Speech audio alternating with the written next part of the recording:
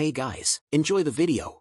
On a quiet peaceful day, people are walking. Suddenly, the ground starts violently shaking like an earthquake, scaring the life out of everyone. The next second, everything's back to normal, leaving the women puzzled. Again, the earthquake continues. What was that sound? She then looks at the guard for the answers. The guard tells her it's nothing. Please be on your way. What do you mean nothing? Wasn't that earthquake? Turns out it was young Master Yoo Hyun talking a walk. What nonsense is that? Once again, the rumbling continuous, almost knocking her down. Her soul has finally left her body. So, the guard tells her to see for herself. She can't believe it. The body of this man is so large. His one step causes an earthquake. Out of breath, he falls down, causing a nuclear explosion. Yelling young master, the guard rushes towards him. Breathing heavily, he commands him to not come in. The guard turns back feeling embarrassed. Finally, he manages to get back on his feet, tearing his pants in the process. With determination, he vows to never give up. Mustering all his strength in one breath, he continues taking another step. One more time, he shouts who's gonna carry the boats and walks. Then, breathing heavily, he's about to fall once again. He is looking gassed, as the mosquito is about to get smashed. The fall results in an injured neck, and some painful injury to the head. Our main protagonist isn't having the best of times. Crying, he gets pissed at his current state.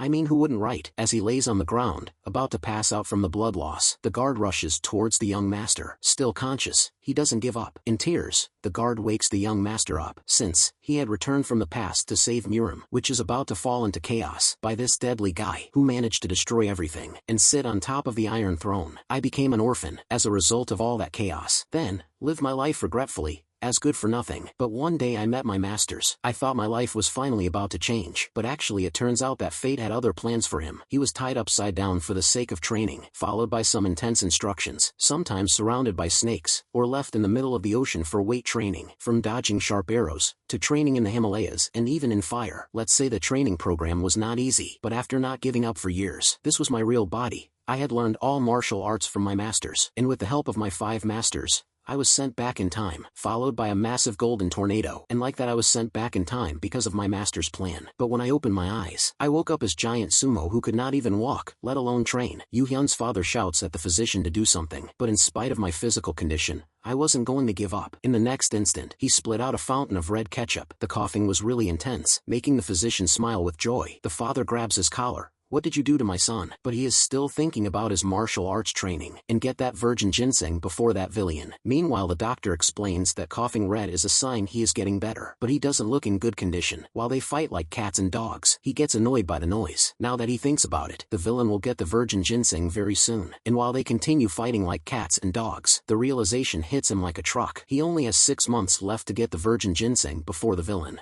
Yoo Hyun huffs and puffs, blood oozing from his nose as his father and the physician quarrel beside him. The physician, called an old fart by Yoo Hyun, angrily retorts, calling him a rude brat. Suddenly, Yoo Sung-hwan, seen as a dog by Yoo Hyun, jumps on his belly, calling him his dear son. Hyun stares at Yoo Sung-hwan, realizing the old fart is the father of the body's owner he possesses. He gives a revolted look as Yoo Sung-hwan curls up in his large stomach. Yoo Sung-hwan crushes Hyun in a hug, grabbing his belly fat, and looks worried as more blood oozes from Hyun's nose. He angrily questions the physician about why he said Hyun would be fine and why his face turned red. Hyun, still bleeding, calls out for his father. Yoo Sung-hwan responds to his son's call. Hyun struggles into a sitting position, surprising his father with a request to go on a stroll. However, Yoo Sung-hwan heeds his son's request and orders to fetch a 4-man sedan chair. After a moment, 4 huge muscly guys walk into the room, holding the sedan chair as requested. Hyun, his father, and the physician all stare at the incoming party. Seeing the chair, Hyun says he wants to walk with his own legs,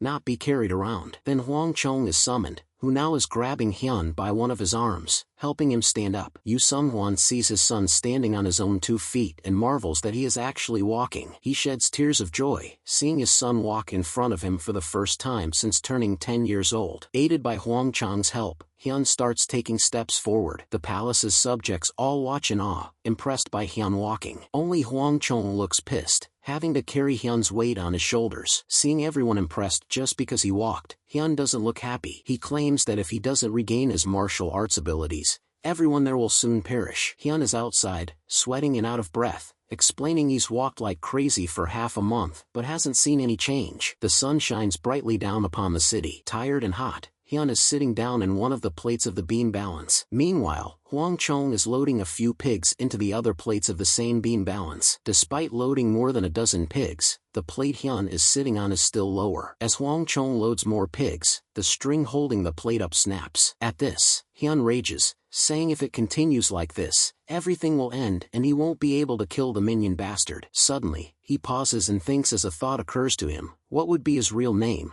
as minion is surely just a nickname. He looks lost in his thoughts as he stares ahead of him. No matter how much he tries to think, he is unable to remember the name of the one he is supposed to kill. He reveals that people told him about that bastard's information, but he still doesn't remember his name nor his face. He gives a frustrated look as he realizes he can't remember anything. Hwang Chong, holding a pig, tells Hyun that fat is usually very hard to get rid of. He then suggests they start by cutting off sugar in his diet first and create a menu centered around protein-filled foods. Hyun doesn't respond to Hwang Chong's suggestions, so he asks if Hyun is listening. But Hyun is still lost in his thoughts as he wonders if he lost all his memories when he entered his current body. He recalls the minion will be in Anhui province seeking virgin ginseng, considering finding it first. Then he starts having a daydream about confronting the minion of chaos where he mocks him for being weak. In his daydream, he, who is really powerful, looks down at the minion of chaos telling him to kneel. A smile appears on Hyun's face as he is lost in the sweet daydream, eyes closed. Meanwhile, Hwang Chong stares at Hyun from behind, wondering if he has gone mad. Hyun snaps from his daydream as he decides he will take care of that minion in Anhui province. He is hopeful that once the mission ends, it will be the start of his new life. With all these thoughts, Hyun starts laughing like a maniac, making Hwang Chong look worried. Hyun's laughter only intensifies as Hwang Chong hugs his pig, admitting Hyun has definitely gone crazy. Then he drops the pig and runs away, saying he needs to get the imperial physician to tend to Hyun. Suddenly, Hyun ceases his joy as a thought occurs to him. He realizes success requires addressing his fat body but despairs, feeling even 10 years won't suffice. He considers seeking an alternative solution for his body problem as he spots two figures running toward him. Hwang Chong and the physician are both sprinting towards Hyun at full speed. Hyun, seeing who is approaching him, gives an annoyed look. He reveals Jang Seong became the emperor's physician before 30 and developed his own medical technique at 50. Jang Seong pants as he apologizes for not realizing Hyun's loss of sanity when he requested a walk. Hyun questions Jang Seong if he really is the most capable physician in the Central Plains, who agrees. Then Hyun asks Seong if he can create a medicine to help lose his weight. Hearing this request, Seong asks Hyun if the reason he is walking is to lose weight and Hyun nods. Seong gives a relieved look, realizing Hyun's real intentions for walking. He calms down as he learns Hyun's head is alright and he is sane. Seong mentions a medicine that improves physique with regular consumption, prompting Hyun to ask if 6 months will suffice, hopeful. But Seong says that it will take at least 3 years and that exercises along with medicine will be required. Disappointed by this information, Hyun slaps Seong in anger. However, Seong says there are more methods they can use. Giving a suspicious look, Hyun questions what methods he means. Later that day, Hyun, along with others, is standing in front of a huge waterfall. Hyun looks pleased as he says he came up with the idea of using the water's buoyancy. He then announces that he will come there every day to train, causing his subjects who carried him all the way there to despair. All of them look worried, realizing they will need to carry Hyun every day now. Then Hyun dips his feet into the water and walks forward, thinking he needs his whole body to submerge. Half of his body is now submerged as he moves further, realizing it's easier to walk there compared to land. He still moves ahead until he reaches a deep section with nothing to stand on. Suddenly, his whole body gets submerged in the water, causing him to groan in alarm. On the stream bank, Hwang Chong sees Hyun vanish underwater, predicting Hyun won't enjoy water much after that. Meanwhile, Hyun, stuck deep inside the water, struggles to breathe as he thinks he will die now.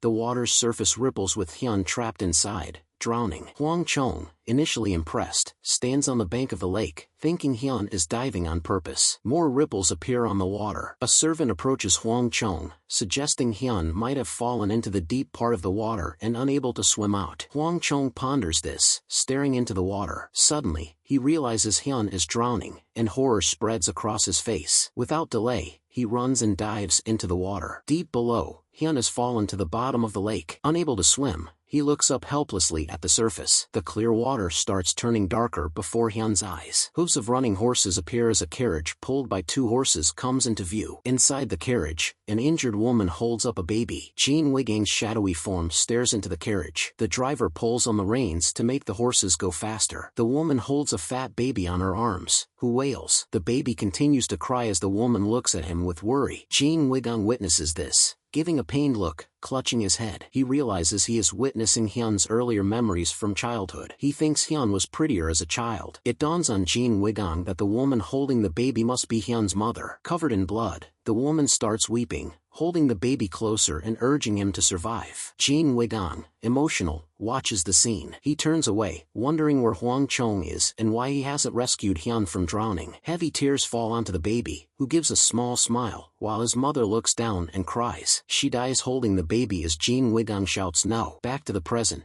Jin Wigang, now in Hyun's body, drifts unconscious in the water. Suddenly, someone jumps in. Outside, Hwang Chong weeps, unable to swim to save Hyun. A ripple disturbs the water's surface, and a woman emerges, holding Hyun. Hwang Chong stares in amazement. The woman drags Hyun out of the water onto the bank. She pulls Hyun onto land. Hwang Chong asks where the young miss is and why she's alone. The woman explains that young Miss Jungi asked her to go ahead and tells Hwang Chong to save Hyun first. Hwang Chong bellows he will save the young master Hyun. Back at the palace, Hwang Chong and physician Jang Seung kneel, carrying guilty expressions. Hyun's father, enraged, demands excuses. Hwang Chong blames Jang Seung, saying he suggested Hyun swim. Feeling betrayed, Jin Wigang stares, claiming they're supposed to be best buds. Hwang Chong denies being best buds and repeats that Jang Seung suggested swimming. Hyun's father, the patriarch, turns to Jin Wigang for an explanation. Rage overtakes him, pulling out a sword as Jin Wigang sweats with fear. Jin Wigang awkwardly suggests taking a rational approach. The patriarch raises his sword, shouting how dare Jin Wigang put his son in danger. Suddenly a woman enters the hall, announcing her arrival. The emperor notices Jin Wigang has fainted. The woman addresses Jin Wigang as the physician who looked after Hyun for 10 years and tells him to explain. Jin Wigang stands up and blames the Namgung clan for Hyun's state, revealing Hyun's rejection for marriage and desire to lose weight. The emperor, saddened, admits his focus on anger over his son's feelings. Yoo Jungi speaks up, suggesting they allow Hyun to swim elsewhere. She emphasizes there are other places besides the stream for swimming.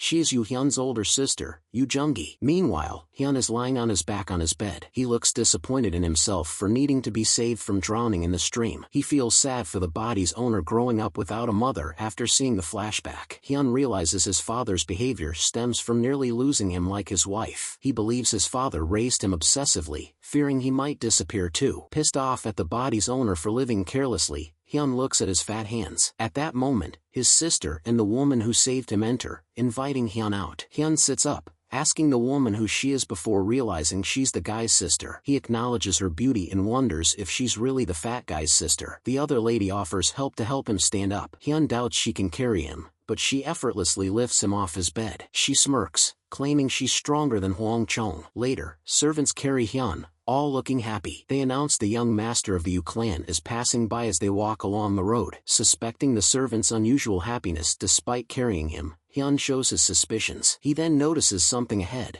giving a shocked expression as he asks what it is. Hyun's expression turns shocked as he sees something ahead, questioning what it is. He observes workers moving rocks and digging a giant hole. Hwang Chong stands with crossed arms, overseeing the busy workers. Workers pass huge stones, apparently building something. Hyun exits his carriage and asks the workers what they are doing. Seeing the large hole, he wonders if they are building a grave. Hyun's sister arrives on horseback, informing him he won't need to go to the stream to swim anymore. Confused, Hyun hears the workers shout water. They start pouring water into the hole they created. Hyun realizes they are making a swimming pool and shouts out. A new swimming pool is being created for Hyun. Suddenly the workers notice Hyun and swarm around him, offering congratulations for his progress in walking. Hyun awkwardly thanks the crowd, wondering why they are laughing. He suspects they are being exploited by the patriarch and wonders why they aren't hostile towards him. He believes his father may have bribed or brainwashed them. Hwang Chong rushes in, calling for Hyun, and stops upon seeing the lady. He informs that the work will be completed in half a day, glancing at the lady. Hyun asks what his father does. Hwang Chong says he will answer, explaining his father is the patriarch, a great scholar and symbol of integrity. Hyun finds this description inconsistent with his father's behavior. Hwang Chong adds that Hyun's father opens the Yoo clan's warehouse to share food and clothes during famine. He says the people there are admirers of his father's works. Hearing this, Hyun finds his father a lot more impressive than he imagined. Suddenly, a thought dawns on him about his father's wealth and being his only son. He becomes speechless and then claps his hands. He questions Hwang Chong if he means he won't have to do any work to live a great life. However, Hwang Chong and others look puzzled hearing such questions from Hyun but still give a playful laugh. The swimming pool is finally finished. A thing that looks like an incense is burning somewhere. Hyun is currently in the swimming pool, enjoying the water. Hwang Chong is standing outside the swimming pool, the incense-like thing in front as Hyun calls out to him and asks where's the thing he asked for. At Hyun's request, Hwang Chong grabs onto a huge boulder tied to a chain and lifts it up, struggling. Hyun walks out of the pool. As Hwang Chong ties the chain around Hyun's leg, he is hopeful he will be able to live a respected life if no chaos occurs. After fixing the chain around Hyun's leg,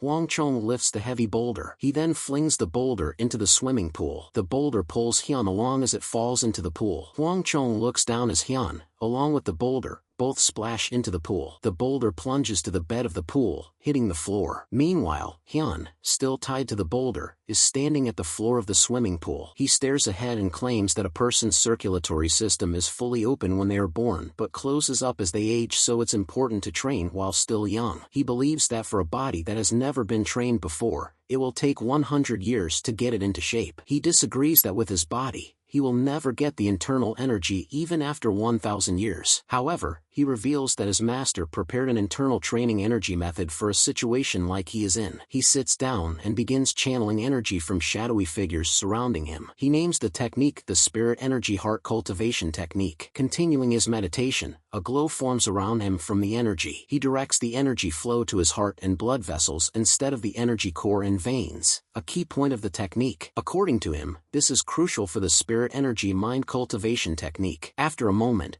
a bright golden glow begins to appear. A circular glow is visible behind Hyun's back, near his heart. Suddenly, Hyun opens his eyes, both shining. The golden glow is so strong that it's visible from the pool's surface. Hyun's heart also glows, emitting a golden light. After a moment, Hyun smiles, stating it's done and that the spirit energy has begun filling his heart. He closes his eyes again, raising his hand, claiming he can feel the water's flow. The surface of the pool outside is calm. Hyun swirls the water around with his hands, displaying satisfaction and readiness for another attempt. As he takes a step, his chain foot glows. He executes the Shaolin's fist technique, asserting its ability to crush boulders over 100 feet away. Using the 100-foot mystic fist, he throws a punch, emitting a blue-white glow and powerful force. Suddenly, the peaceful pool's surface becomes turbulent, swirling up like a tsunami occurred. Hyun continues his training, with the 8 immortals behind him, all appearing drunk as they perform the 8 drunken immortal step. Attempting the sword with infinite variations technique, Hyun wields his arms like swords. He executes the Namgung clan's heavenly sword, moving his hands quickly in a series of motions. Outside the pool, Hwang Chong yawns, surprised by Hyun's ability to stay underwater for such a long time. He had expected Hyun to give up after 3 days, but to his surprise, Hyun has persisted with the training for a month. Initially thinking Hyun was out of his mind when he asked to tie the metal ball around his legs, Hwang Chong now watches uncertainly. Hyun emerges from the water with a wide grin, asking Hwang Chong to prepare something. Following Hyun's orders, Hwang Chong readies the beam balance once again and loads many pigs onto one side. Hyun stands before the other side of the beam balance. He mentions training like a madman for a month with a body not fixable even by Hua. As Hyun prepares to check his weight, Hwang Chong looks uncertain. Hyun states that if he can't shed all his fat, he will have no hope. Stepping onto the plate of the beam balance, with many pigs already loaded on the other side, Hyun awaits the outcome. Hwang Chong sweats in anticipation. The huge pointy arrow on the meter swings out of balance as Hyun fully steps onto the beam balance. The arrow slows down, shaking. Hyun hopes the arrow will not point to his side. However, the arrow stops at the middle, indicating Hyun and the pigs are equal in weight. Pleased, Hyun claims he's lost weight. Hwang Chong shouts in joy. Both of them hug each other in happiness. Hyun sheds tears of joy and thanks Hwang Chong for being by his side, making it all possible. Realizing he's hugging Hwang Chong too tightly, Hyun apologizes, but Hwang Chong assures him it's okay and expresses his happiness for him. Hwang Chong mentions Nam Samdek won't have to sew up ripped clothes every day anymore. Holding up a pig, he adds that the sedan chair porters won't have to worry about their back pain anymore. In a whisper, Hwang Chong tells Hyun about rumors of him being adopted because of his weight. He continues with another rumor suggesting Hyun got rejected for marriage because of his weight, causing Hyun to shout for him to stop. Intimidated by Hyun's warning, Hwang Chong sweats and mentions that the patriarch asked him to do something before fleeing. Hyun sits down, panting, acknowledging his progress but claiming it's still not enough. Reflecting on internal energy and spirit energy, he hopes to obtain the mystical herb which the minion bastard possesses. He recalls that the mystical herb will be discovered behind Huangshan in 6 months. Hyun remarks on the tight timeline. Before the 6 months elapse, he wants to replenish his spirit energy, and suddenly, a hand brings a bowl of soup near his face. The physician offers it, suggesting Hyun might be in shock from training ceaselessly. Hyun swiftly drains the bowl, thanking the physician. The physician watches, amazed, as Hyun burps after finishing the food. Later, Hyun is inside his room meditating. He decides to absorb the spirit energy before it's digested. Opening his mouth, he begins to suck in the energy. The spirit energy, though faint, gradually gathers bit by bit. Suddenly, Hyun opens his glowing eyes and gives a cunning look, declaring he's ready to meet the minion bastard. For the next 2 months, he continues his routine of training with Hwang Chong. Currently, Hyun is inside his swimming pool, standing on the bottom. He looks concentrated as he flexes his hand and pushes his palm ahead of him. Outside, the pool's water gets pushed with such force it forms a huge wave and splashes out. Hwang Chong, nearby, wonders if it could be due to the palm technique. Shaking his head, he dismisses the idea, insisting that someone like Hyun, a haughty pig, couldn't possibly execute such a technique. At that moment, someone walks behind him and asks him who he is talking about. It's Hyun's father, who questions Hwang Chong about the haughty pig. He urges Hwang Chong to speak up as he reaches for his swords. The chief administrator of the patriarch commands the other 2 guards to drag Hwang Chong away from there. Hwang Chong looks like he passed out from fear as the guards grab him by his shoulders. The chief orders Hwang Chong to rest in storage for his hard work, and Hwang Chong tearfully thanks him for saving him. As Hwang Chong is taken away, the patriarch asks the chief if he also saw the event from earlier. Looking delighted, the patriarch says his son just used martial arts and sent water splashing with his palm technique. He says that if his son wants to learn martial arts, he'll allow it. Saying this, he orders the chief to fetch him paper, a brush, and some ink right away as he plans to send a letter to the imperial palace. In the hall, Hyun stands before the patriarch and the chief administrator. Hyun accepts the Divine Heaven manual offered by his father. Holding up the manual, he questions what it is. The patriarch explains it's a secret martial arts manual given by the imperial palace emperor. Realizing the emperor's influence, Hyun is impressed. The patriarch smiles, saying he told the emperor about Hyun's interest, so the emperor sent the manual. It's all bluffs. The patriarch had actually begged the emperor daily before getting the manual. The patriarch gives a nervous laugh as the chief administrator sighs. Knowing the truth, the patriarch clears his throat and informs Hyun of his new martial arts master. Outside in the grounds, Hyun stands silently before his new martial arts teacher. The patriarch assures Hyun not to worry, saying his brother-in-law, the teacher, is quite capable. Dam Chunwoo introduces himself as Yoo Junggi's husband. The patriarch says Dam Chunwoo is from a top martial clan, but Hyun believes he's better than his instructor. Hyun stands before them, pondering whether he should reveal his secrets to both of them. He wonders if he should reveal his secrets but decides against it. But he decides against revealing the truth to avoid angering the patriarch and realizes he can't showcase his true abilities there. He decides to focus on building up his internal energy. In case people question him in the future, he decides to claim that he learned the technique from Dam Chunwoo. And if people inquire about his martial arts, he resolves to tell them it's from the Divine Heaven manual. Then bowing, he announces himself as Dam Chunwoo's disciple. The patriarch is touched by his son, Hyun's politeness. The training session for Hyun begins as Dam Chunwoo shouts at him, insisting that isn't how to do it. Hyun respectfully bows, ready to try again at his teacher's instruction. So Hyun lifts one of his legs, extends his arms, and bows down his head. Dam Chunwoo, looking irritated, shouts at Hyun about how he is not able to do such a simple movement. He tells Hyun to do it again, while Hyun claims he has been going too easy on his teacher. Hyun bows more, calling Dam Chunwoo brother-in-law, but Dam Chunwoo barks at him to address him as master. Hyun addresses Dam Chunwoo as master and suggests moving on, stressing the need to learn other essential moves. Dam Chunwoo scolds Hyun, insisting he needs a strong foundation before mastering the technique. He adds insult to injury, claiming Hyun will not learn anything when he is that dense. Insulted, Hyun clenches his fist in anger, feeling he's been playing along and going too easy on Dam Chunwoo. Dam Chunwoo explains to Hyun that despite his doubts about the six combination technique, it embodies the laws of the universe. However, Hyun, who has had enough, challenges Dam Chunwoo to a fight, startling him. Hyun says that he wants to spar with Dam Chunwoo and suggests they use the six combination technique to fight. He says he wants to see who is stronger between the two of them, both who have different techniques. Dam Chunwoo stares in amazement at such a request, speechless. Then he mocks Hyun with the words "oh ho ho." He questions Hyun if he really wants to spar with him. Meanwhile, Hyun mocks Dam Chunwoo back, asking if he is scared. Pissed off, Dam Chunwoo claims he's now part of the Yoo clan, though he was once with the Hubei 7 dragons. Hyun interrupts, telling him to leave if he can't back up his words, accusing him of just talking. Insulted, Dam Chunwoo angrily shouts at Hyun, calling him a bastard, and agrees to their fight. However, Dam Chunwoo, realizing his advantage over Hyun,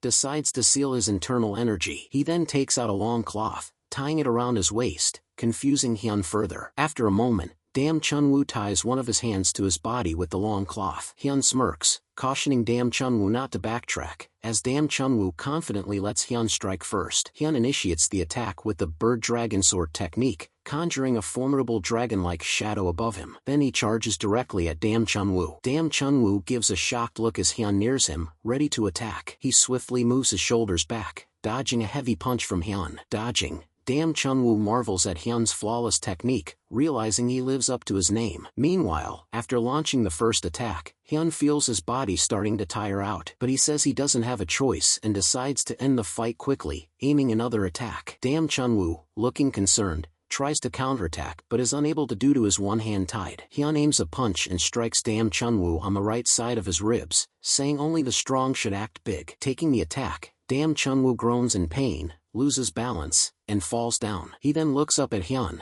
saying it's unexpected. But Hyun takes the chance and jumps on top of Dam Chunwoo, fist raised for another punch. Hyun looks down at Dam Chunwoo, an evil grin on his face, and tells Dam Chunwoo he is his disciple, addressing him as master. Hwang Chong and another guard stand at either side of the gate, Hwang Chong appearing sleepy. The other guard suggests Hwang Chong take a break, but he insists it's the patriarch's order to stay. Hearing this, the other guard notes that Hwang Chong has been dozing off all day. Someone nearby mocks Hwang Chong for his demotion and asks if he's enjoying it. Hyun appears and questions Hwang Chong if his punishment is too lenient since he's dozing off freely. Awkwardly, Hwang Chong asks Hyun why he's not at training, and Hyun replies the teacher is unfit to teach. Hyun wonders if Dam Chunwoo has woken up by now. Meanwhile, inside, Dam Chunwoo lays on a bed, groaning in pain. His wife, Yoo Jung-gi, asks if Hyun overpowered him with martial arts, and he agrees. With his face covered in bandages, Dam Chunwoo asks his wife to scratch his head. But she rejoices, saying she knew Hyun was a martial arts genius, while Dam Chunwoo begs for her help. Ignoring his pleas, Yoo Jung-gi reassures Dam Chunwoo he'll feel better with rest, then leaves. Alone, Dam Chunwoo laments his wife's abandonment, cursing the entire family. Outside the gate, several horses gallop towards the gate, pulling a carriage behind them. The carriage halts just before the gate. The driver turns to the patriarch, announcing their arrival. Inside the carriage, the patriarch sits with his back against the wall. Another suggests the patriarch's involvement may not have been necessary. The patriarch insists he must attend to the case himself, as Suryu requested his presence. He suggests they go to the beggar sect Amping Prefecture branch. A lot of white smoke bellows, covering everything, followed by a yell from someone. Hyun walks the streets alone, wanting to explore before chaos erupts. As he walks around, he sees the busy streets, full of people attending to their own business. He sees shopkeepers selling their goods. He sees little children playing in the streets, all happy and smiling. He sees the smiling faces of the citizens. Hyun finds the scene better than expected, noting he's never seen so much laughter in his previous life. He recalls when the Minion of Chaos appeared and took over his world. After the Minion of Chaos arrived, shadows engulfed peace and laughter, leaving people with no respite, resorting to using corpses to avoid rain. Drenched in winter's chill, he once longed for a new start in a distant land.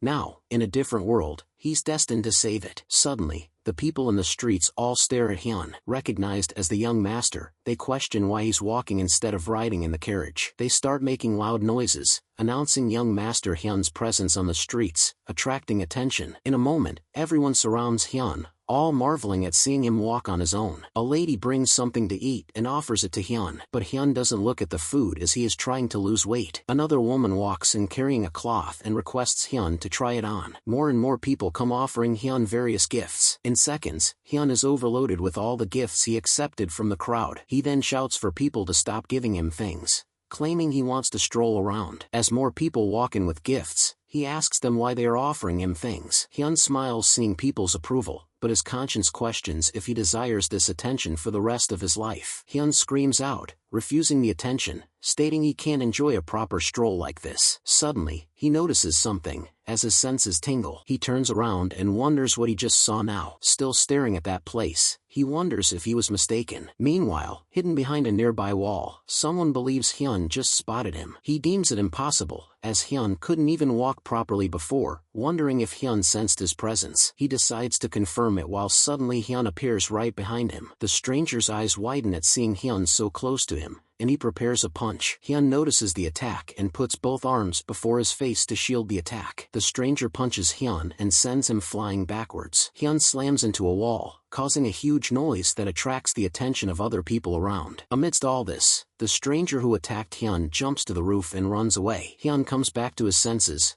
groaning with pain. He opens his eyes and quickly gets up, questioning where the bastard who attacked him went. He bellows with anger, declaring he will kill that bastard. The people around all look shocked at seeing Hyun's rage. Seeing this, Hyun fakes his reaction, saying he is alright while hurting inside. He wipes his face and wonders who the stranger was. He's puzzled why such a strong martial artist would be in the peaceful Amping prefecture. He thinks that's not important and that Amping prefecture is just a part of Murim. Realizing he needs to quickly improve his martial arts, he walks away, leaving people in awe of his toughness. As he walks away, he decides to lose weight and gather information. With his basic training nearly done, he realizes if he wants to get information on the virgin ginseng, he will have to visit the beggar's den. Patriarch Yoo Sung-hwan and his daughter Yoo Jung-gi sit facing each other, discussing Hyun's new martial arts skills. Yoo Sung-hwan wants his son to join the government, but Yoo Jung-gi says it's too early. Sung-hwan insists he wants to help his son, but Jung-gi argues sending him away won't help. Arousing suspicions, Jung-gi asks her father if he is acting this way because of the Namgung clan. Jung-gi suggests the Namgung clan may have rejected the marriage proposal due to Hyun but suspects another reason as well. She explains Namgung Hyo may have chosen not to marry, preferring a martial arts lifestyle. Yoo Sung-hwan gives a saddened expression at his daughter's take. Seeing her father's reaction, Yoo Jung-gi questions him if it's not because of the Namgung clan. Yoo Jung-gi realizes her father is still upset over his wife's death and reassures him he isn't to blame. But Yoo Sung-hwan says the killers were after him, not his wife. Tears fill his eyes, and he mutters that he should have died instead of his wife. A carriage pulled by a few horses gallops along the streets outside. Two men inside discuss the possibility of receiving the marriage proposal again, citing Hyun's laziness and weight. One says Hyun's poor personality would lead to rejection, while the other confirms they are there for that reason. Then one of them raises his hand and points outside. The carriage arrives near a city, and one says knowing the enemy in yourself will ensure your victory. Namgung Hansu, the Namgung clan patriarch, suggests gathering information on Hyun for rejection. Meanwhile far away, Hyun gives a loud sneeze. He wipes his finger and wonders who is talking behind his back. As he looks around, he sees no one and questions why no one is there. Then he goes around the block like a detective, searching for any beggars he can find. Seeing the place so lonely, he wonders why there are no beggars there. At that moment, a man appears behind Hyun, surprised to see him there. Hyun says he is just taking a stroll and asks about the area being beggarless. Hearing such a question, the man asks Hyun if he is kidding. He explains the place has been beggar-free for 20 years since the patriarch provided them with work and housing. Suddenly, Hyun recalls someone explaining about beggars being everywhere and their group called the beggar sect. He yells in frustration upon learning there's no beggar sect branch there as it's free of beggars. The man, hearing Hyun mention the beggar sect, gives an expression like he knows something. A stranger is drinking some tea in a tea shop. The stranger questions the Namgung clan patriarch if he's there just for tea. His name, Oh Hyun, beggar sect branch leader asks the patriarch if he's there to learn about Hyun. He asks the patriarch if he wants facts about Hyun to aid in rejecting the marriage proposal. The patriarch doesn't look impressed as Oh Hyun says he is sorry. He adds that the information on Hyun is special, requiring permission from the main branch to sell. Looking annoyed, the patriarch asks him if he is haggling with him. Oh Hyun shakes his head, stating the main branch has classified Hyun's information as heaven grade. The other guy next to the patriarch asks Oh Hyun why the main branch manages information about Hyun. Oh Hyun replies that they are talking about the Yoo family. He expresses concern that if the Yoo family patriarch goes on a rampage, their main branch will be in trouble. The patriarch of the Namgung clan gives a concerned look before he slams a small pouch onto the table. The pouch contains shining silver items as he says he is ready to pay any cost needed. But Oh Hyun doesn't take the offer and suggests the patriarch might not have listened to his words. He repeats that his team needs permission from the main branch, as the patriarch's eyes give an angry look. Then the patriarch lifts his hand and pulls the ring from his finger. He offers the ring to Oh Hyun, causing him to gape in shock as it's the emperor's ring,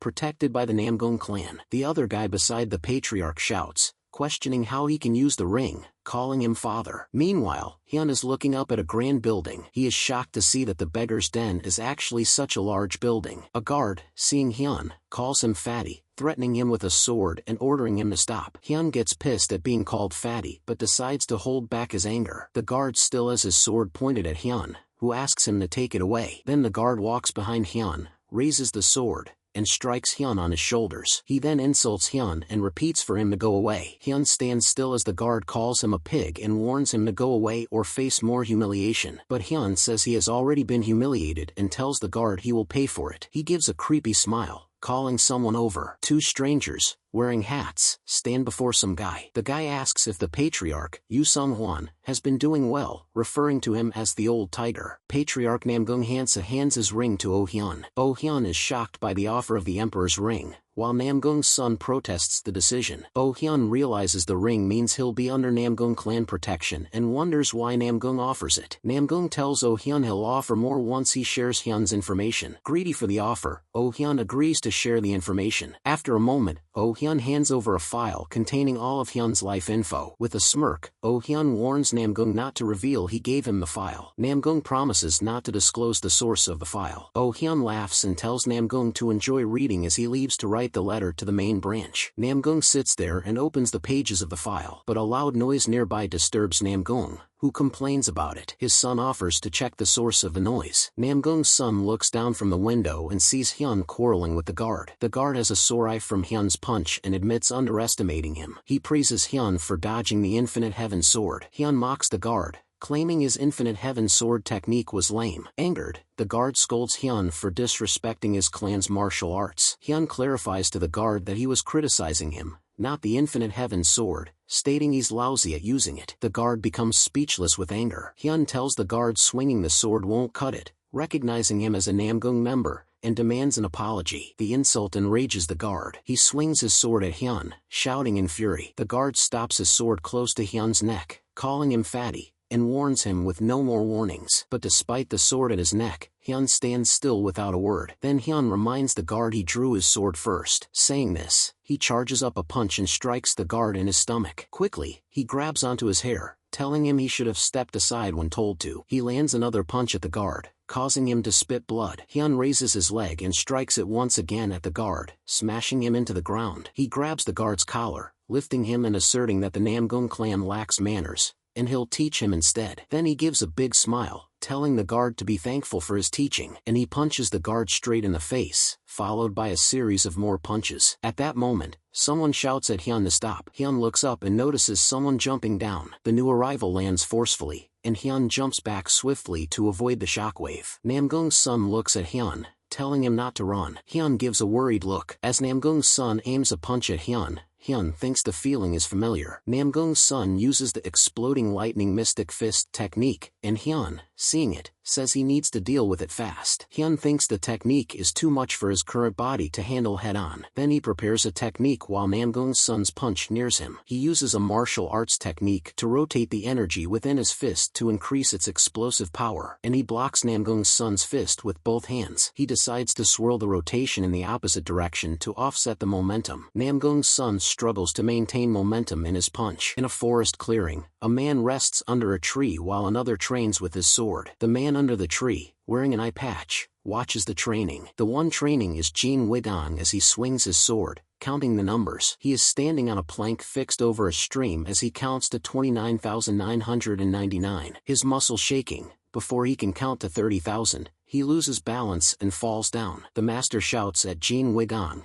blaming his fall on unstable sword swings and telling him to do 10,000 more. The night has fallen with the moon is bright in the sky. Jin Wigong and his master are having a sword fight, training. Jin Wigong grimaces as he blocks his master's attack, but the master remains calm. The master swiftly breaks the sword's connection and moves behind Jin Wigong, striking him from behind. Jin Wigong's head slams into the ground as he curses and complains about his master using the sword as a club. But seeing his master's furious reaction to his comments, he cowers, claiming he didn't mean that. The master smiles, telling Jin Wigong that in his anger, he must have grasped the essence of the seven-sword technique. He claims there's no greater joy for a master than seeing a disciple grow. As Jin Wigong bows, the master says he will help Jin Wigong grow as he raises his fist, ready to strike Jin Wigong. At present, Jin Wigong, currently possessing Hyun's body, comes back to his senses from the flashback. He is still holding onto the punch, his look now showing determination. Namgung's son's eyes shine maliciously as he declares it's time now. Then he releases his punch and quickly aims another hard punch at Hyun. Hyun's face receives the punch as he falls backwards. Seeing Hyun beaten, someone runs at him yelling and asking Namgung's son how he dared to do it. That person claims Hyun went easy during the fight. From the punch, Hyun slams down a few feet away. Meanwhile, Namgung's son is surprised to learn that Hyun dispersed the exploding lightning mystic fist's power. He questions how he did it. On the other side,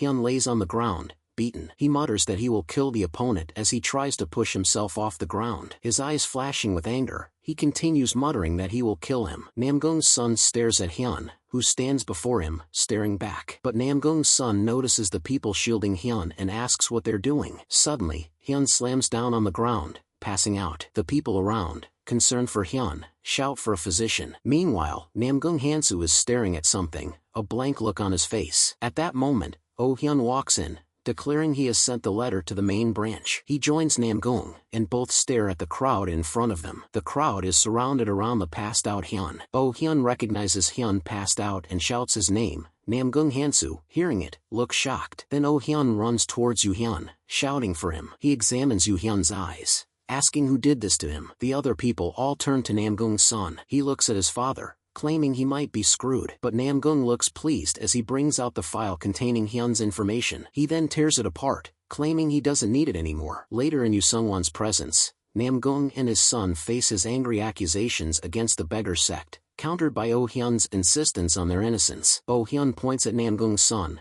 blaming the Namgung clan. Namgung clarifies to Yoo Sung-won that Sung acted in ignorance, prompting Sung-won to question the justification for attacking an innocent person if not Hyun. Hearing this, Namgung stammers and says that's not what he meant. Yoo Sung-won, enraged, tells Namgung that if not for their familial ties, he would have Sung's head. Meanwhile, Oh Hyun hopes Namgung will kneel before Yoo Sung-won, but Namgung Hansu is deciding whether he should go that far and bow down. Oh Hyun regards Namgung as a fool for disrespecting Yoo Sung-won, the former imperial military advisor. Yoo Sung-won turns to his son-in-law and tells him to get ready to leave for the imperial palace. Hearing this, Namgung quickly gets on his knees, begging Yoo Sung-won, claiming it will never happen again. Then both Namgung and Oh Hyun grab onto Yoo Sung-won's legs, begging him as he shouts at them to let go. But Yoo Sung-won rages, shouting that his only son, who is the apple of his eye, is about to die. At that very moment, a door behind opens and Yoo Hyun walks out, asking what they are doing. Yoo Sung-won turns and sees his son, looking fine. Seeing his son, Yoo Sung-won asks if he's alright. Oh Hyun looks up, spots Yoo Hyun, and sprints towards him. He examines Hyun, asking how he's feeling and if there are any internal injuries. Hyun assures him he's alright. Oh Hyun happily kneels, praising Hyun for enduring a hit from Namgung Sung and commending his agility. Hyun gives a death stare to Oh Hyun, startling him. He then bows before Namgung Hansu, apologizing for his tardiness and paying respects. Despite his polite words, Hyun gives a cunning look. He turns to his father, asking about going to the imperial palace. Yoo Sung-won explains he plans to report Namgung Hansu and his son. Hyun suggests the emperor might not have time for such complaints. Yoo Sung-won laughs, admitting he might have gone overboard. He turns to Namgung Hansu, vowing not to forgive the one who hit his son. Hyun turns to Namgung Sung, placing his hand on his shoulder, and asks if he is Sung. Meanwhile inside, Sword King Namgung Sung is one of the 6 orthodox saints. Hyun asserts that Sung is also his master, a formidable swordsman adept at using a sword like a club to subdue others. Hyun recalls his past training with his master. He remembers begging for mercy as his master beat the crap out of him. The master had asked him how he dared to throw away his sword, pointing his own sword towards him. He had asked Jin Wigong if he intended to throw his sword away in a real fight and beg for mercy. Saying so, he suggested that Jin Wigong still needs further instruction. With a smirk, the master raises his sword, asking Jin Wigong if he agrees, as tears stream down Jin Wigong's face, cursing. In the present, Hyun continues pulling Namgung Sung's cheek, despite his requests to stop. He recalls his earlier battle with Namgung Sung and why he had frozen for a second back then. It was because he had realized Namgung Sung was actually his psycho master. Tears of joy now flow as he eagerly anticipates payback. Inside the house, the 5 of them sit in silence at the same table, Yoo Sung-won and the Namgungs included. Hyun, appearing bored, breaks the silence, asking Namgung Hansu why he's there. Namgung Hansu struggles for an alternate answer, unable to tell the truth. Before he can respond, Hyun asks if he's there to discuss marriage. Declaring he won't accept any proposal, Hyun shocks both Namgung Hansu and Yoo Sung-won. Hyun politely tells his father he knows he loves him and requests him to respect his wishes this time. Then, turning to Namgung Hansu, he acknowledges his possible disappointment, but accepts it as inevitable. Hyun explains that arranged marriages without consent are unacceptable and expresses his intent to explore the world, including Murim. His father, Yoo Sung-won, hearing this, shouts at the nonsense Hyun is talking. He says Murim is filled with bad people and thugs and asks Hyun why he wants to go there. Hyun questions if Yoo Sung-won implies their sworn brother Gong Chang-sun is a thug, asserting martial artists have their own paths of learning. Turning to Namgung Hansu, he queries if Lady Namgung shares his view on marriage. With no response from Namgung Hansu, Hyun becomes frustrated, hoping he'll respect his decision. Again, he addresses Namgung Hansu, urging him to heed his request. Namgung Hansu mutters something incomprehensible. Impatient, Hyun stands up, stating he'll assume Namgung Hansu has accepted his request. Before leaving, he turns to Oh Hyun, asking him to come closer. Oh Hyun hurries towards Hyun. Hyun wraps his arms around Oh Hyun and with an evil smile suggests they go out for a talk. Once outside, Oh Hyun nervously compliments Hyun's hair, commenting that it looks nice. Hyun smiles and hints at something significant happening. He questions Oh Hyun about his hair's appearance, receiving a thumbs up in response. But Hyun curses and adjusts his hair bun, dissatisfied with the style. Oh Hyun remarks that Hyun is loved by his family members and expresses surprise at his interest in Murim. Hyun states it's natural for him to be curious about Murim as a novice in martial arts. Secretly, he curses the masters for their success, contrasting with his struggles. He promises to track down all of them in the future. Once he tracks them, he intends to make them suffer as they made him suffer. Then he gives an annoyed glance at the nervous Oh Hyun. Ha asks about Murim's division into orthodox, unorthodox, and demonic sections, with Oh Hyun mentioning the border but deeming them insignificant. But Hyun believes otherwise, anticipating the border's alignment under the minion bastard's command within a decade. He acknowledges it's not time for leisure and resolves to accumulate more spirit energy to defeat the minion. Before all that, he decides to take his first disciple. Later, Hyun is with Hwang Chong near the swimming pool. Hwang Chong shouts at Hyun to rest from training, reminding him that he had fainted yesterday. Hyun questions Hwang Chong if he's concerned for him or if he merely got kicked out from the main security gate. Hwang Chong denies this and questions Hyun's heartlessness. At that moment, Yoo Jung-gi walks in, admonishing Hyun to rest and take care of himself. Meanwhile, Hwang Chong gazes at the lady accompanying Yoo Jung-gi. He straightens his shoulders, attempting to look cool. Yoo Jung-gi turns to Hwang Chong, inquiring why he's intervening with Hyun. She warns Hyun of the dangers of Murim, mentioning their mother. At the mention of their mother, she becomes emotional. Hyun recalls their mother's death due to Murim's affairs. He questions Yoo Jung-gi's fearfulness, asking if she sees him as untrustworthy and weak. Yoo Jung-gi looks taken aback as Hyun reassures her that nothing bad will happen to the Yoo clan again. Hyun vows to protect them. Yoo Jung-gi stares at Hyun in admiration. She smiles and acknowledges that Hyun is no longer a child. She approaches Hyun and says she still sees him as a child, though he's grown up without her noticing. Meanwhile, Hyun, looking uncomfortable, wonders why she is acting like this. Yoo Jung-gi continues to stare at Hyun. Hyun finds the situation awkward. Yoo Jung-gi still has her hand on Hyun's cheek, and Hyun feels that's what family must be like. Seasons have come and gone. Much time has passed. Hyun jumps out of the swimming pool. He lands on the ground. Now slimmer, he gazes out, feeling that the time has finally come. Meanwhile, Hwang Chong comes running to Hyun, warning him to be careful or he might fall. Despite losing weight,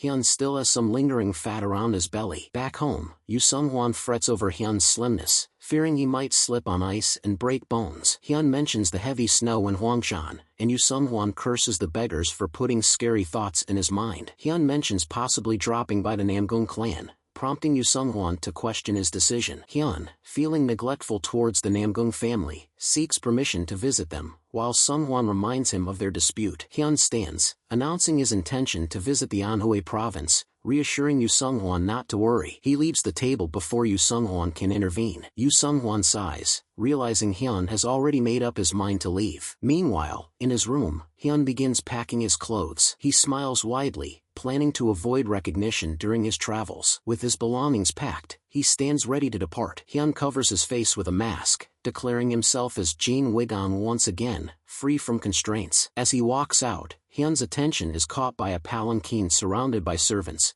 prepared to carry him on his journey. Hyun, seeing all the escorts in the palanquin, gives a startled look. Hwang Chong, seeing Hyun, gives a wide smile as Hyun questions what's all this. Hwang Chong replies that the escorts are heading to Anhui as Hyun questions why. Seeing Hyun not knowing, Hwang Chong says that the patriarch ordered them to escort him to Anhui. Learning this, Hyun stares shocked and vigorously shakes his hands in disagreement. He curses, realizing his plan to get the virgin ginseng and kill the minion of chaos is now in jeopardy. As he wants no one to know about his goal, he's sure if word gets out about the minion bastard, his father will make a fuss he can't calm. So he needs to be cautious to not get caught. Hwang Chong gestures for Hyun to move, prompting Hyun to consider getting rid of him first. He wonders what he should do. Suddenly, a jar filled with red stuff comes into his mind. Hyun gives a grin as he gets an idea. Then he suggests to Hwang Chong that they should depart the next day as it's already late. He says there is no rush to leave and offers Hwang Chong to get a drink. Giving a smile, Hyun claims he has never sat to drink with Hwang Chong as he praises him for always working hard. Seeing all these compliments, Hwang Chong looks pleased. Then Hyun and Hwang Chong leave to get drinks. It's night and inside, a loud laugh can be heard across the hall. Still laughing, one voice claims they have suffered very much so far as the other apologizes for not realizing that. Yoo Jung-gi and her escort lady walk outside, with the lady offering to announce Yoo Jung-gi's arrival, but she declines. Yoo Jung-gi asks the lady if Hyun is leaving. Then she compliments the lady for giving Hyun a nice hairstyle as the lady claims it was fun to dress him up. Then both of them grin, joking around that Hyun resembles their young miss. Meanwhile, Hwang Chong informs Hyun he heard about his battle with the Namgung clan. Yoo Jung-gi gives a smile and says she will come back again and tells the lady to go and rest. But the lady says she won't let Yoo Jung-gi wait there alone and will stay with her. Yoo Jung-gi pushes the lady, forcing her to go and rest. The night is high and the moon is bright. All is silent outside. The door creaks open, and Hyun slowly walks out, without any noise. He turns around and looks at Hwang Chong, fast asleep on the floor. Suddenly, Hwang Chong snaps awake and shouts at Hyun, calling him a bastard and scolds him for lying. Then swiftly, he goes back to sleep. Hyun holds out the jar, claiming that the poison in the jar should disperse Hwang Chong's internal energy and keep him asleep till morning. Hyun goes into a flashback where his father is applying something to his face. His father tells Hyun his skin is like that because of his rapid weight loss and assures it will get better with time. He then hands Hyun the glass jar with red liquid inside. As Hyun takes the jar, Hwang Chong explains its energy-dispersing poison, suggesting him to use it on a powerful enemy to make time to escape. Now at present, Hyun stares at the jar, deeming his father useful for giving him that. He looks back at Hwang Chong and hopes he will understand as he is doing all that for a better cause. Then he walks out of the door, and waiting there is his sister who asks him if he is leaving without saying goodbye. Hyun looks startled seeing his sister, Yoo Jung-gi. Yoo Jung-gi rushes forward and hugs Hyun,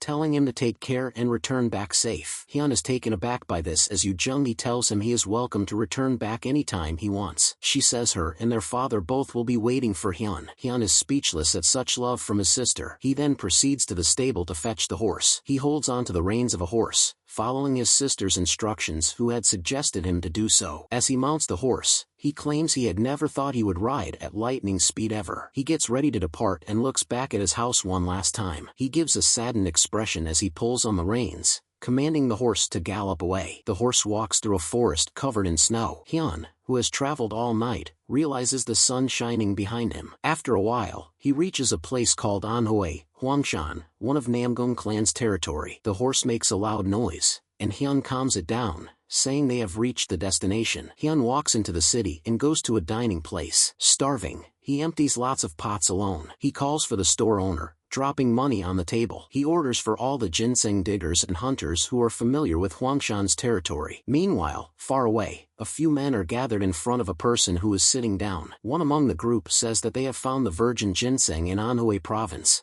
Half a dozen people are gathered in front of Hyun. Hyun inspects them as they stare back. One questions why he visited their village. Hyun eyes the questioner suspiciously, pondering if he's a bandit. He asserts he's neither stranger nor bandit, stopping short of revealing his identity. Another, hearing Yoo, asks about it. Hyun quickly corrects himself, posing as Jin Wigong from Anping Prefecture's Yoo clan. He explains he seeks something on behalf of a former imperial military advisor's son, inquiring about a boulder emitting crimson light. The people seem puzzled by the mention of the shining boulder. Hyun, initially skeptical, had deemed it nonsense too. A boulder emitting crimson light by itself doesn't make sense. An old man coughs, and Hyun queries if he knows about the boulder. He confirms seeing one with a red hue. The man recounts seeing it during his youth when lost. At sunset, the boulder would emit a crimson beam. Hyun asks for the stone's whereabouts. The old man gets lost in thoughts as Hyun shouts at him, bringing him back to reality. The old man reveals the boulder lies deep within Huangshan at Pagoda Peak. Another man warns Hyun not to go there, saying the Nine Dragons Fortress lies at that place. Hyun questions if they refer to mountain bandits. They confirm, describing them as vicious and lawless. The bandits are rumored to be skilled in martial arts. Hyun believes the virgin ginseng must be there, as no one else would dare. Hyun grabs the old man's hand and requests guidance to the Pagoda Peak. Hyun declares he needs to go to that place and asks the old man for directions if he can act as a guide. The old man thinks for a moment as Hyun says it's very important for him to reach the peak. After a moment, the old man agrees to take Hyun and show him Pagoda Peak. The old man sets one condition: they will return if things don't seem right, and Hyun accepts, thanking the old man. Hyun, following closely behind the old man, makes their way towards the peak. The old man points to a place, claiming it's the one. Standing on the edge, Hyun stares at the huge mountain on the other side of the gorge. A stream is flowing between the gorge, and the old man says the stream might be small but it's very deep. Hyun asks the old man where the boulder is. The old man points towards the mountain, claiming the boulder is somewhere there. After a few hours, the sun is now starting to sink. The old man is sitting down while Hyun, standing, stares ahead. Both of them are waiting for the sunset. As the sun nearly sinks beneath a mountain,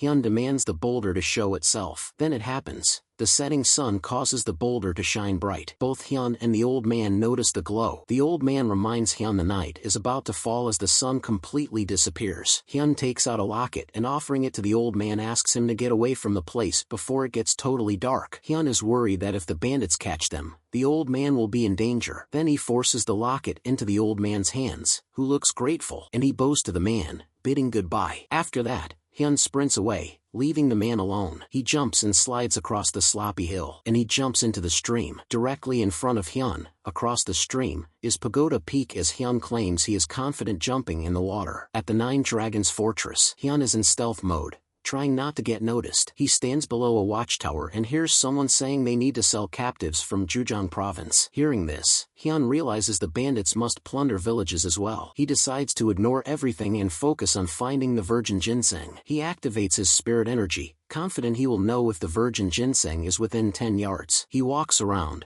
wondering where the virgin ginseng is when he notices something. He sees a man dragging a woman by her hair. The man flings the woman out of the house and gives her a kick. He then continues kicking the woman, calling her a bitch. Witnessing this act, Hyun gets angry. Then he sees a child walk out crying hard. The man turns to the crying child, a grin on his face. As the woman grabs onto the man's legs, Hyun is really angry at the man's actions. The man raises his leg and steps on the woman's head. Enraged at seeing this, Hyun is struggling to hold himself back. He knows he should not get involved in anything until he has his full strength back. Even if it means he might not be able to provide justice to others, Hyun needs to stay back and watch for the sake of Murim and its future. As the man continues striking his wife, Hyun gets more angry. With a heavy heart, he decides to close his eyes and forget the incident. He turns away, promising to make each of them pay once he gets the virgin ginseng. At that moment, the little girl gives a loud wail, and Hyun stops in his tracks. He feels the man still hitting his wife behind him. He closes his eyes as his conscience urges him to keep moving ahead like he decided. The wails of the little girl make Hyun stop walking away. He senses the man still striking his wife behind him. Unhappy with holding back and letting the abuse continue, Hyun feels conflicted. He argues that walking away from such atrocious deeds serves no purpose in saving Murim. He'd rather see his goal collapse than let injustice prevail. The child continues crying as the mother shouts no while the father reaches for the child. Suddenly, something knocks the man slamming into the ground. Hyun, who just punched the man, looks down at his expensive clothes splattered with blood. The kid stops crying and stares at Hyun in awe. She asks Hyun if he saved them, but Hyun denies, saying he was just walking by. The mother runs to her daughter, hugging her, and asks Hyun his identity. Hyun, his eyes fixed on the cowering mother, stares at her. The mother, thinking Hyun will hurt her, looks frightened. But Hyun takes his cloak out and puts it around the woman. He then tells her to get up, saying they don't have much time. As the woman's fear disappears, Hyun asks her where the rest are. The woman points to a hut, saying the others are inside it. As at that moment a man steps out of that hut and noticing Hyun asks who he is. Following loud noises of someone being punched, Hyun grabs onto two knocked out bandits as he tells the woman they should leave. He drags the bandits inside a room and flings them inside it, cursing them for being heavy. In the room, his eyes notice something, startling him. He notices a large group of captives at the other side of the room, all looking worried upon seeing him. Hyun assures the captives he is there to save them,